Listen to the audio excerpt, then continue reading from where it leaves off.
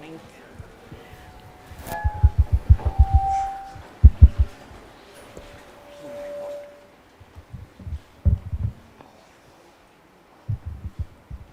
Your Excellency Dr. Ursula von der Leyen, President of the European Commission, Your Excellency Mr. Ugo Astuto, Ambassador of the European Union to India, Dr. Vibha DHAWAN, Director General TERI, EU delegates, youth representatives, media representatives, and TERI colleagues.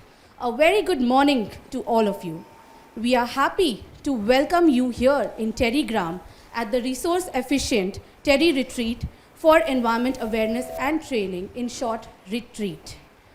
We thank you for taking out the time to be with us, and we thank the EU delegation for this opportunity to facilitate this important interaction.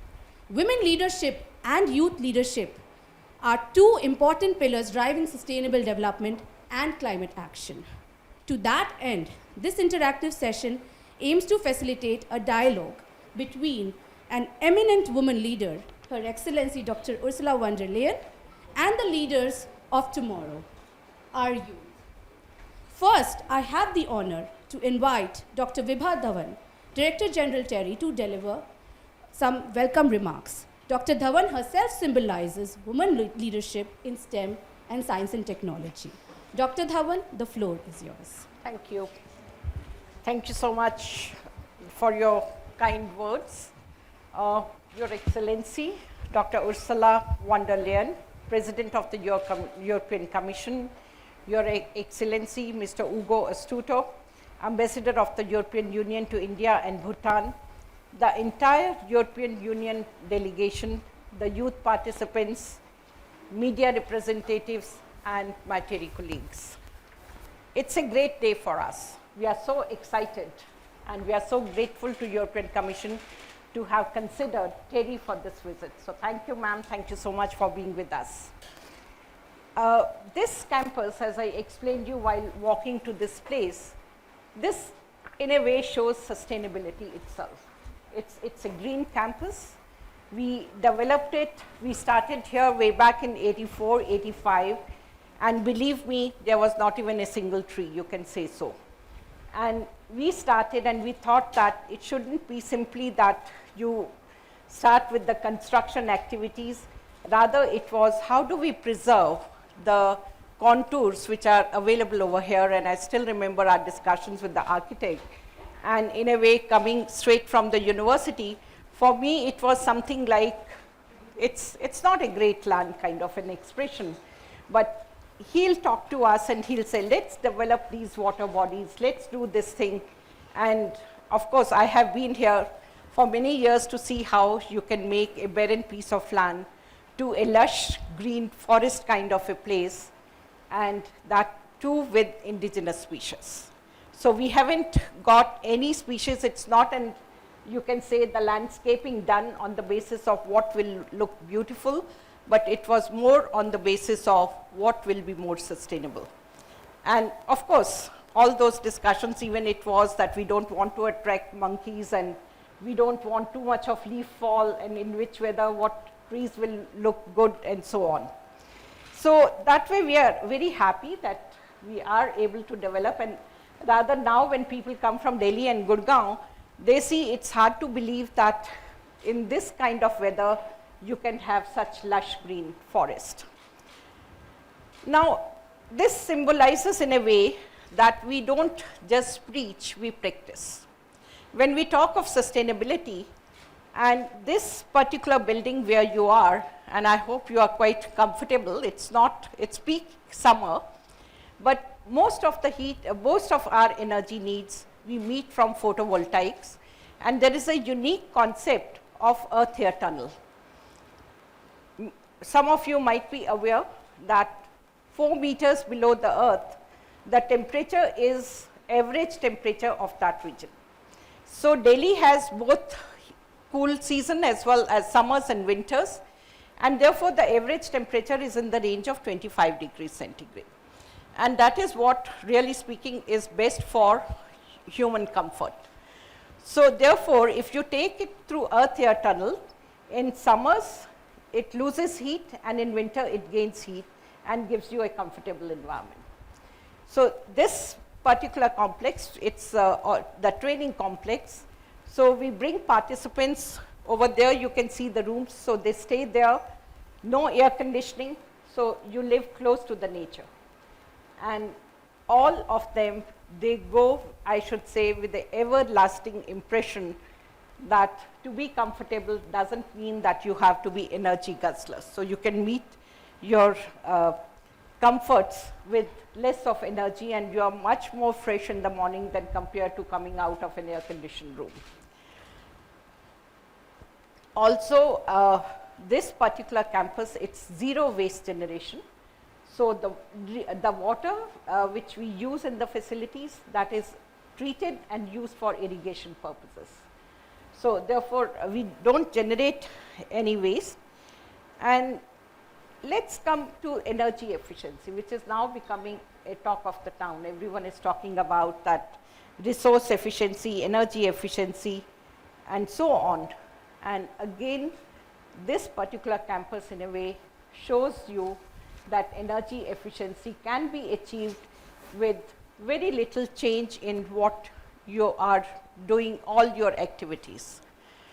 And we are very grateful to European Commission, and while coming here, as I mentioned to you and rather showed her one of my first projects, which was perhaps in 1988, and many of you perhaps were not even born at that stage, but those trees are there, and it was a project on tissue culture propagated plants, the best of the strains, how they perform in different locations.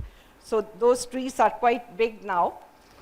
And Madam, I must say that we believe that EU is a norm leader and an initiator in terms of many of the innovations, both in realm of policy and technology.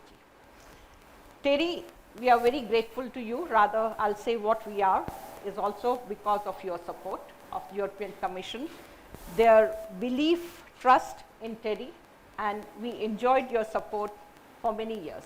And I can also say that we delivered.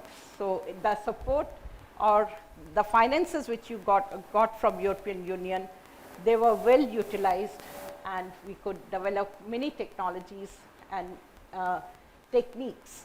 I'll also like to mention that again TERI is unique because on one end we work with the grassroots level workers. We have projects where we work with the rural communities in Uttarakhand. We work with the policy making. So whether it is right now policy on hydrogen or nano and so on, new technologies. So TERI colleagues are part and parcel of developing those technologies. We are doing good research. I will show you one facility which is TERI Deakin Nano Biotechnology Center. So it's getting into cutting edge research. We do have pilot scale production facilities for mycorrhizal production, which is you can say going towards organic cultivation, and sustainable agriculture, that remains an important component. We again work, as I said, with communities and in the field of climate change, adaptation and mitigation, resource efficiency in sustainable agriculture as well as in other fields, waste management, because whether we are talking of green energy or otherwise the electronic waste, the municipal solid waste. So all those wastes, they are also to be treated if we believe in circular economy. So TERI is working in all these areas, and if you talk of sustainability, perhaps it would be difficult to say what is it TERI is not working on, because everything is so interrelated. And one of the uniqueness of TERI is that we have experts in different fields under the same roof. We also have regional centers, so that apart from Delhi, we also work on problems which are specific to particular regions of the country.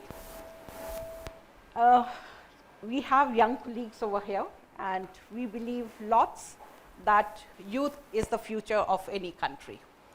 And we also believe that somewhere what is said, catch them young, because when we talk of green development, green energy, or energy conservation, these, apart from technology, somewhere I'll say it is also an attitude.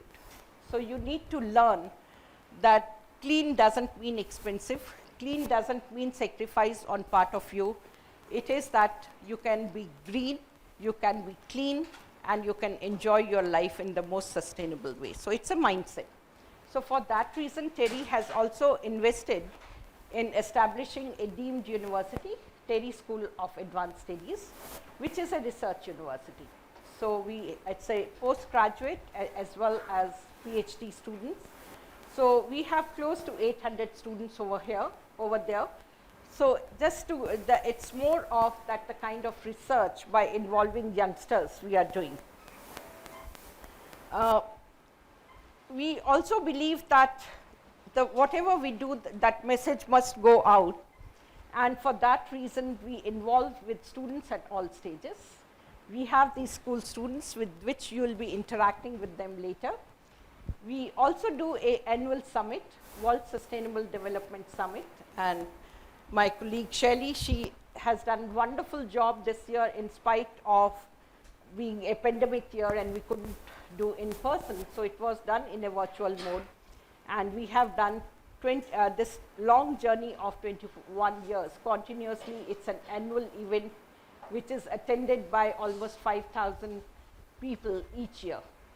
So, and we get Nobel laureates, and we do Nobel laureates and policy makers, and I extend welcome to you to come to that summit physically. It will be an honor for us, ma'am. Now, as Shelley mentioned, that women leadership is crucial for inclusive and environmentally sensitive decision making in political, economic, and public life. Engaging with young people on matters concerning security, climate change, and public policy is important to promote young leadership along the global citizens for our common future. We are extremely honored and delighted that this intergenerational dialogue is taking place involving a prominent woman leader and our future generation. And we have many young students over here who are working in the field of sustainability.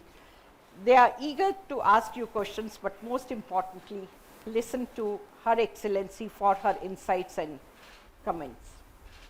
So before we move on the discussion and the tour, we would like to share a TERI publication on Gandhi and the environment to show our appreciation for your visit.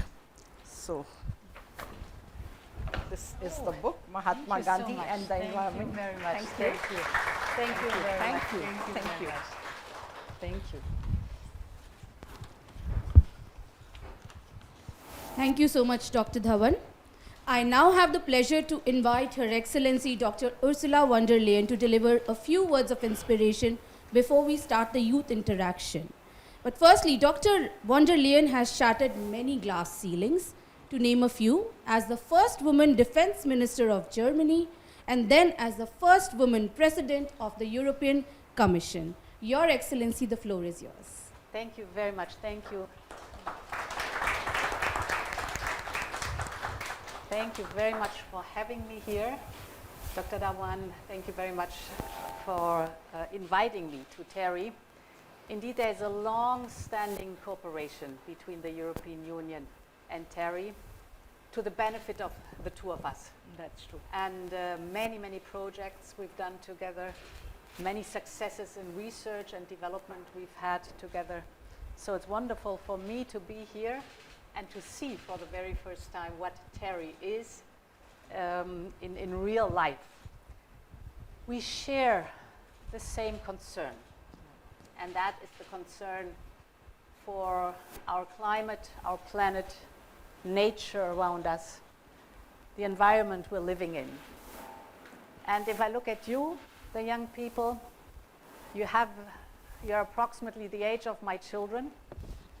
I have a very clear idea what your worries are, but also what the opportunities are. Because we all know that climate change is solely man-made. So it's us. But this also gives us the opportunity, if it's us, and it's critical right now, it's bad, the development right now, what climate is concerned. it's up to us to change something. We can do something about it. This is the problem, the difficulty, but it's also the opportunity. And I think TERI is living what the opportunities are. That we work together on looking at the root causes for climate change. We know them. It's basically CO2 emissions and the change in biodiversity or the loss of biodiversity. But with that, to look also into the opportunity it brings along to do something about it, to change it to the better. We can do something, we can fix it. And this is our common vision. In the European Union, as you might know, we have, with my mandate, developed the European Green Deal, which says basically we have one chance, and that is cut emissions, go into renewable energies, clean, green, renewable energies, limit waste, look into the circular economy, and we are deeply convinced that this is our new growth model. So we are aware that there are demands out there. There are people who want to benefit, that energy consumption will increase, for example. But we can do it in a way that it is good for our environment, good for our climate, and it's of benefit for us. And therefore, I think India and the European Union have a lot in common. I've looked at your goals to have 50% of energy coming from renewables in 2030. This is a very ambitious goal. Congratulations to that. We share the idea that we really have to look into solar energy, wind energy, biomass, hydropower, green hydrogen, a big topic, geothermal. So these are the ingredients for success.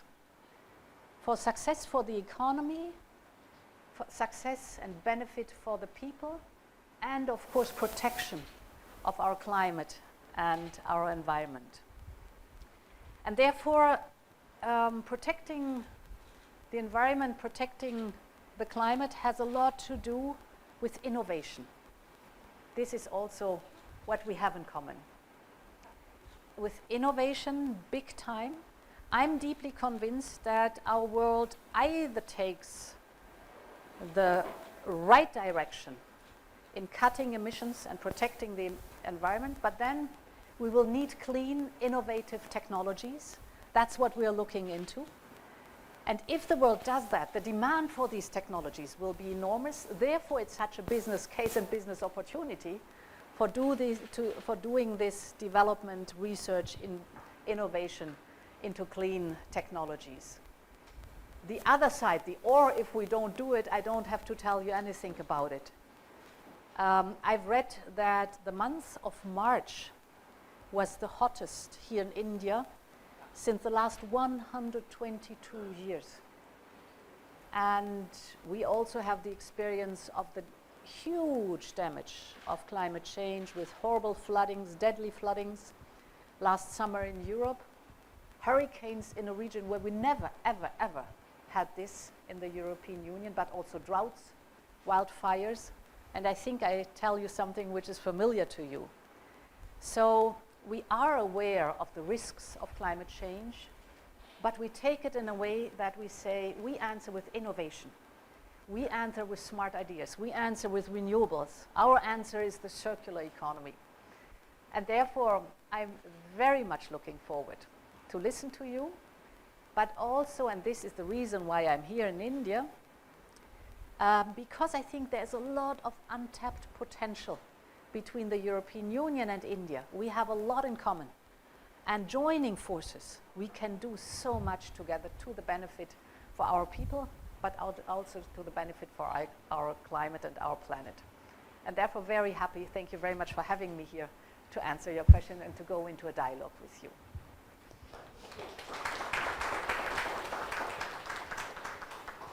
Thank you, Your Excellency.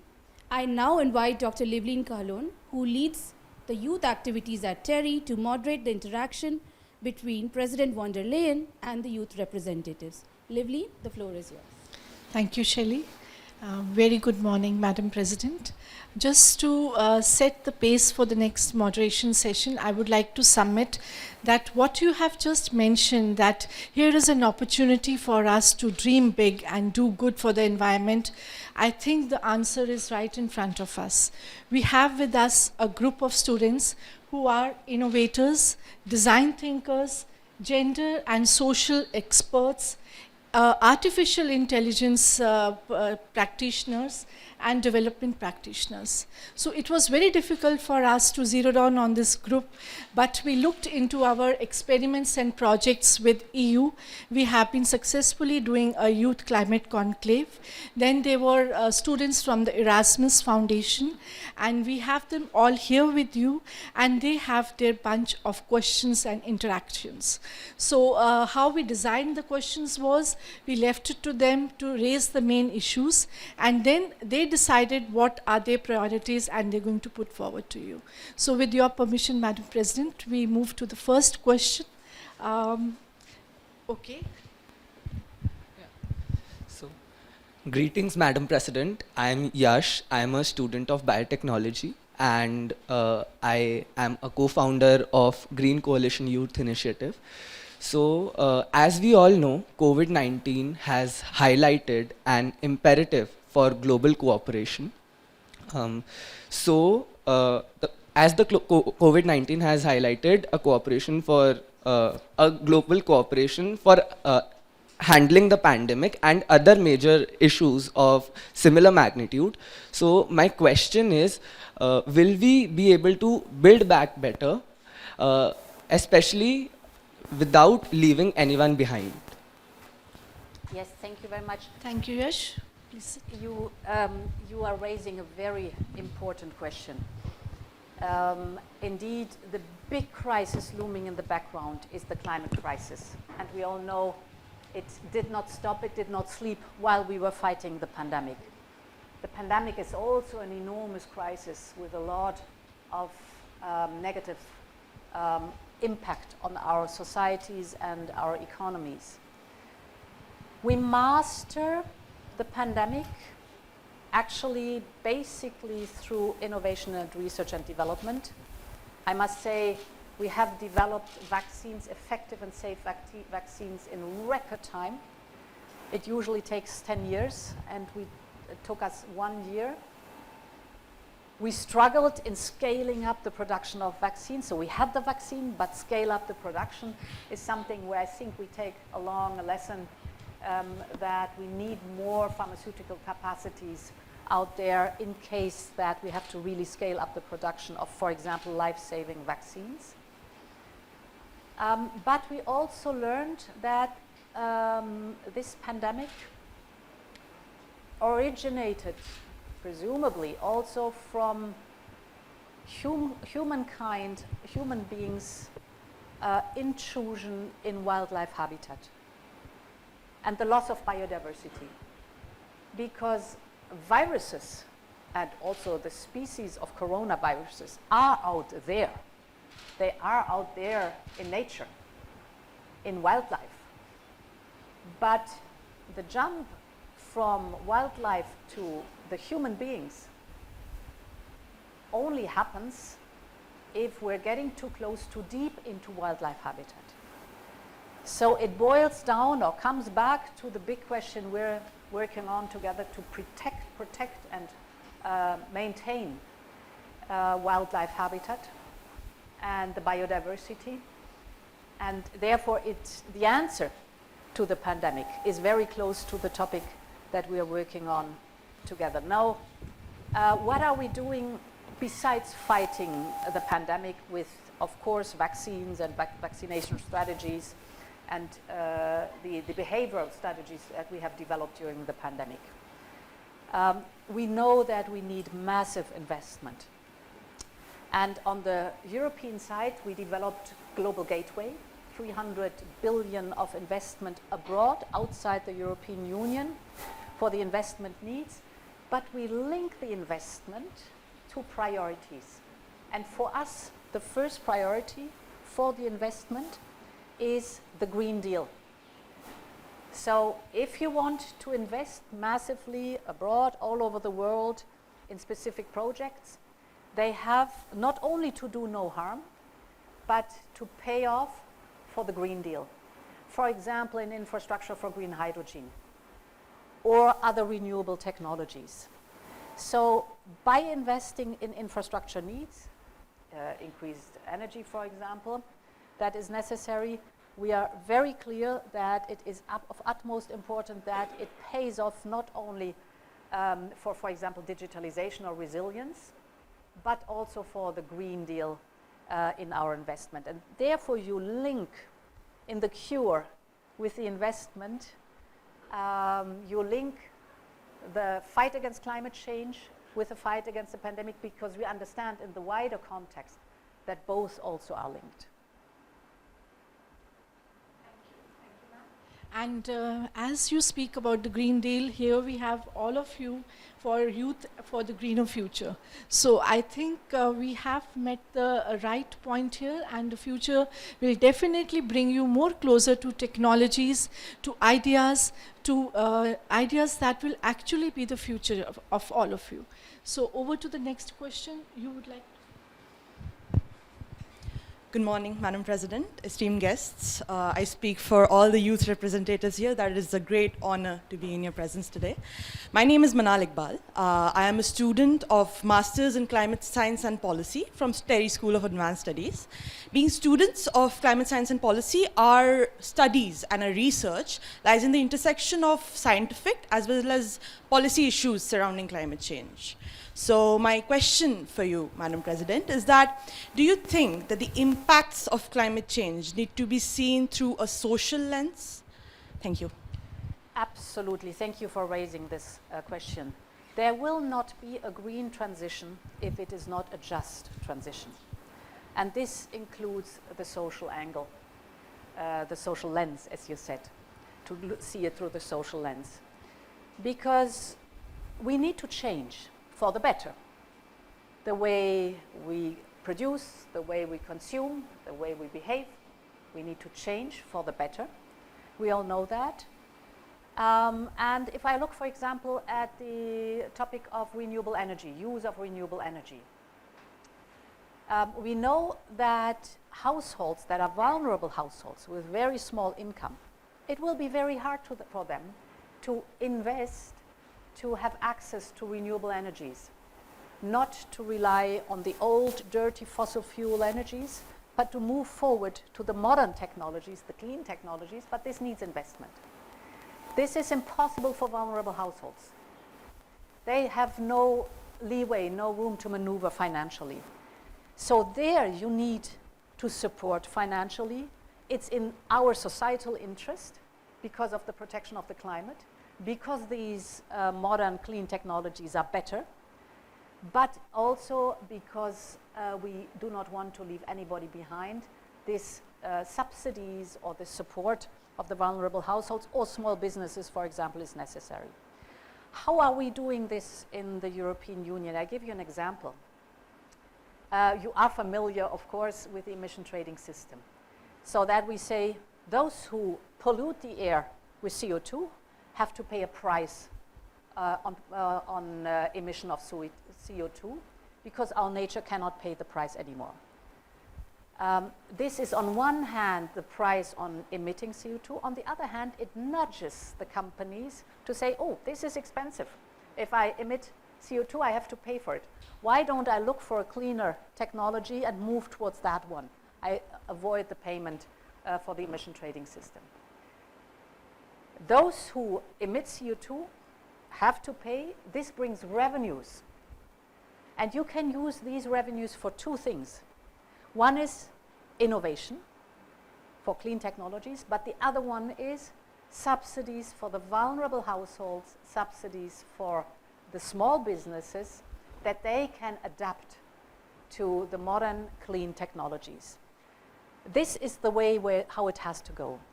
And therefore, thank you very much for your question, because as I said, there will not be a green transition if it's not a just transition and if we don't leave anybody behind. Again, like what I really liked in your question was, in spite, or I would say, along with being a student of science, you have a keen interest in social issues. And that is where the focus of interdisciplinary studies plays a role. And I'm really happy that all of you, even our interactions with you, brought out all the different aspects of sustainable development that students need to be concerned about, be it the social, be it the cultural, be it the economic, and be it the environment. And all of you are definitely going to be ecopreneurs, very sure, and remember, innovations are going to be the key. So over to the next question. Thank you. Warm greetings to everyone present and Her Excellency, Madam President. It's an honor to be in your presence, an inspiration like you, and it's delighted to have you here in our country. Welcome. I am Anshul Gautam. I am a student currently pursuing Bachelor's in Technology in Biochemical Engineering. Like you mentioned, biomass, bioenergy, being in a country like India where agriculture is an integral part of our legacy, this field could really bring a lot of, there could be a long path, it could bring a lot of light on climate change. So I am studying that only currently. Now, my question to you is that, yes, as individuals, we all work towards climate change in one way or another. But as a whole youth, what can we do? What could be our contribution with respect to the adaptation and mitigation strategies with respect to climate change, of course? So what can the youth do with respect to this? You can do a lot, and we need you. Absolutely, indeed, because you can do a lot. First of all, you raised your voice and you raise your voice. So Fridays for Future, but in any other also environmental activity, it's so important because it's your future. As I said, you have the age of my children. My youngest one is 22, my oldest one 34, so somewhere in between they are what age is concerned, and they are as worried and intrigued like you are. They see, of course, what happens with climate change. And we need you to raise your voice and to push us hard to move on faster. But we also, of course, need your young, brilliant minds to go into research and innovation and development. And when I listen to you and your background, I know that's exactly what you're doing. You know that we're just at the beginning of the changes, the positive changes that come along with all the innovation that is out there that we could tap on. And therefore, we really need you not only to be the advocates of fighting climate change, the advocates of our planet, of our nature, but also the ones who develop the solutions. So we do need youth more than ever before. Thank you so much, ma'am. It's a pleasure. Thank you. Now, I think we have time for one more question, but I'm sure all of you would be wanting to ask more. So one last question, please, from the group. Who would like to ask? Anyway. A very good morning to you, Madam President. So my name is Nivedita. I'm an interdisciplinary researcher at TERI. And my background is international studies, and I'm one of those people who believe that science is important, but so is the economic structures, political structures, and international order. So I know that EU policies are aimed at reducing the, environmental and harmful effects of plastic and waste, and to improve EU's resource efficiency. So my question is that, how do we ensure, and what actions are EU taking to ensure that the developing world is also part of the process and they are not left behind, and that they can also play a role in improving and raising the awareness to tackle this plastic menace? Yes, thank you very much for that question. It shows the broader context that whatever we do, we need a global coalition for it. We need to mobilize all the other forces apart from, let's say, India and the European Union. If I look at the European Union, as a developed country, we emit only, but this is in parentheses, 9% of the CO2 emissions. But we are completely aware that if we would lean back, the catastrophe that climate change brings along, if it's unleashed further, would hit us full scale. So we have understood that it is important that we lead with the European Green Deal, that we show that change is possible in a positive way, but also that we create global alliances.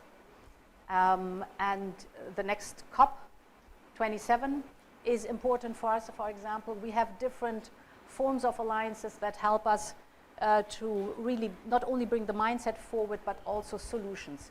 With South Africa, for example, we have a initiative.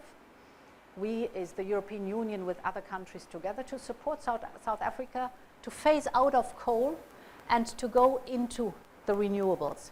So you need the global support for developing countries, but they have an enormous amount of resources. There's an abundance, for example, here, what sun is concerned. You know it. And I mean, this is the primary source for solar energy.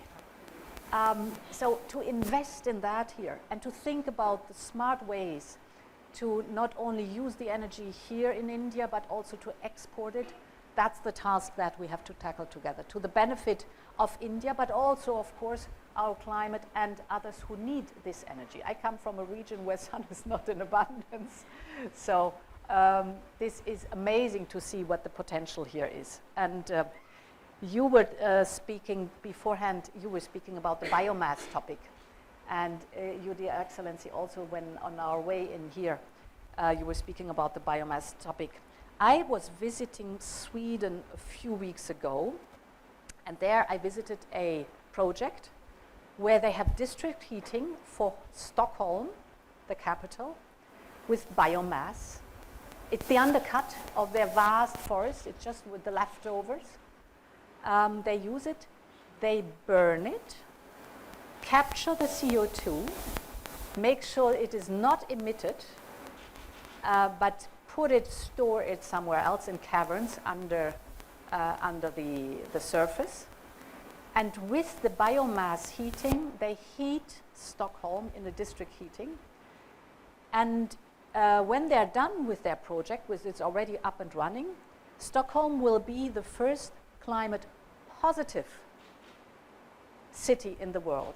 So they extract more CO2 from the atmosphere than they use for producing with the biomass the heating for the district. Just as an example, because you were mentioning the biomass. So to learn from others and to develop technologies that connect others. For example, for us, the northern part of Africa has an enormous potential with wind and solar to be the sources to produce green hydrogen, to bring through pipelines that we used to have for gas, fossil fuel gas, but now in the future would like to use for green hydrogen, is a typical example to show that you need these global alliances. At the very end, if you allow, I would mention one sentence because I heard it over and over again, the gender topic and being the first woman in different areas. As I see many young women and men here in the room. Basically, the thoughts behind it is women are not better than men, they are different. And if we look at climate change, and we've just touched upon a few topics where there's a huge potential in risks and opportunities. If you have different groups to look at the risks and the opportunities, you see a wider spectrum. Because we all know by experience, we have a certain approach to the world. So as an individual, I have a certain view on the risks and the opportunities, but I don't see others. If you mix the leading teams, you have a much wider view on risks and potential and opportunities. My second point is, this is of course the reconciliation of family and career. And my husband and me, we have 7 children. My husband is a medical doctor. And what we've learned in our life is if you share the positive benefit and the burden among the two of you, you have an enormous amount of strength that results from that. It is a positive experience for my husband to be much closer to the children and have a career. It's a positive experience for me to have a career and to be close to the children. But if we divide the work between us, so on more shoulders, the benefit is much, much higher. And children have a right to have a mother. They have a right to have a father. They need other children. Therefore, you need good childcare. You need good schools that leave the parents the opportunity to have their career and after school to have time with the children. And when I speak about parents, I speak about the father, who is as important as the mother. And therefore, you are a new generation that has a hell of a lot of tasks ahead of you. You are smart brains. I mean, brilliant minds. So there's a lot we want of you, the world is asking of you, but also a lot you can give and a lot you can develop and share. And if you keep in mind that working together, be it at home in the family or be it in your career, is scaling up the benefit for all of you, and that you need different views on risks and opportunities, I'm not worried about India's future. Thank you so much. Ma'am. We have really learned a lot today, and I'm sure we would have marked a new chapter in our lives. And thank you for passing forward these messages of diversity, respect for diversity and inclusion. Yes, that is going to be again a way ahead for all of us. And for the benefit of all, 2022 marks as the EU Year for the Youth. So look forward to more interactions, more work, more power and more responsibility. With this, thank you so much, ma'am, Madam President, for your remarks and for your viewpoint on various aspects put forward by the youth. I would also like to place on record a special thank you to His Excellency Ambassador of EU, Mr. Ugo Estuto. Thank you, sir, for providing us these opportunities of interaction. Special thank you to Dr. Vibha DHAWAN, DG, who keeps encouraging us and powering us with more work. And with this, thank you to all our media friends who are here with us. We move forward to the next part of today's session. Ma'am, we have some outdoor activities, and we will be showing you the way to that. Yes. And with that, a very, very sincere thank you for your presence today. Thank you so much. Thank you. Thank you very much. All the students will remain seated while the guests proceed. Okay. Thank you so much. Thank you. All the best. Yes, all the best. Stay strong. As we are saying normally in French, we say bon courage. Hein? So we wish you a lot of strength.